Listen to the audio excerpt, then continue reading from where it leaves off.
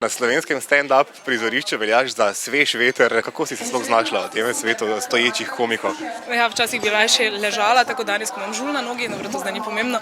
Spremljala sem predvsem nemško stand-up sceno, že v rani mladosti, koliko pač to je. Mite Majer, te variante, Quatsch Comedy Club, recimo, če smem malo nemško, ampak drugače pa sem potem spoznala Martino Ipša in mi je rekla, da imam pač en tak način pripovedovanja, ki bi mogoče bil primeren, in potem me enkrat postavila na oder in sem se tam počutila doma in od takrat dalje, to zdaj v bistvu že nekje 2 leti, pa se zgodba odvija.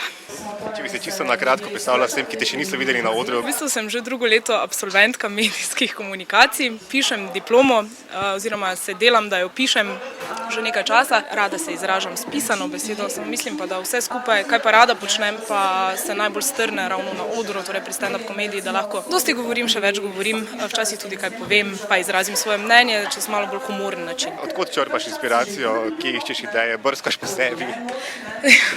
Rada se dotikam sama sebe, tudi znotraj. Ja.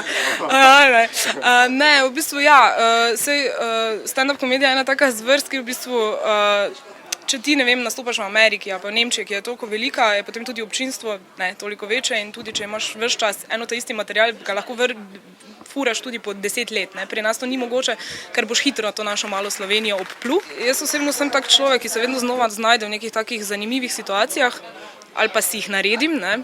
To srečo imam in v moji glavi se tudi skozi odvijajo neke zgodbe, tako da mi v bistvu material kar sproti prileti, bi lahko rekla, ja, in dosti brskam po sebi tako in drugače. Zdaj bi pa tebe kot profesionalko prosil, da si izbereš en vic in nam ga prebereš in da vidimo učinek. Sicer sem vedno rada brala Smeh ni greh, pa da vidimo, če ni. Bom zbrala najkrajšega, ker vidim, da ne bom rabila dosti brati. Ja, ste videli Labodje jezero? Sem, ampak morje je pa le morje.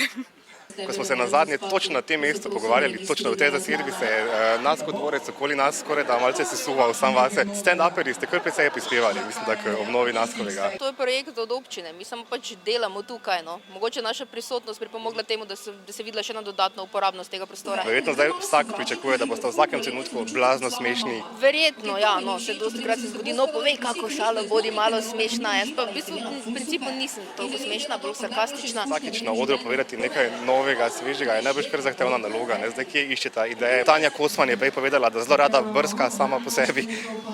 Ja, Tanja res rada to dela, jaz toliko ne rada brskam po njej, kot ona sama po sebi, to je res, ja, malo strašljivo dejstvo. Ampak ja, kje najdem inspiracijo? Zmeraj, to, kar že trdim leta, vse, kar me zafrustrira, vse, kar mi je nenavadno, kar se mene gane na nekem nivoju, ko me res hudo razjezi, je za mene material. Ste morda ugotovili, da obstaja kakšna tema, ki se ljudi sploh ne dotakne, ki jim je neprijetna? Tudi se najde kakšna. Včasih ni vedno problem v ljudeh, včasih ti narobe podaš, pa iščeš boljšo verzijo. Mislim, da tako sam pri sebi določaš, kaj podajaš, kjer materiale imaš, o čem govoriš, ker ti si sam svoj mejnik oziroma moralna meja. In zdaj, ne vem, mogoče bi Martina lahko govorila, kaj pa vemo o klanju otrok, pa bi to še bilo ful smešno, jaz pa če bi, pa me ne bi bilo. In obratno. Tisto, kar tebi smešno, navadno tudi ljudem je. Kakšno foro včasih ne pali in pa sosedi še že, zakaj pa to ni šlo? Tam sem naravno glasila ali pa to. Tudi kakšna stvar bi pa verjetno, da ni šla skozi, ampak nimam nobene take zaenkrat.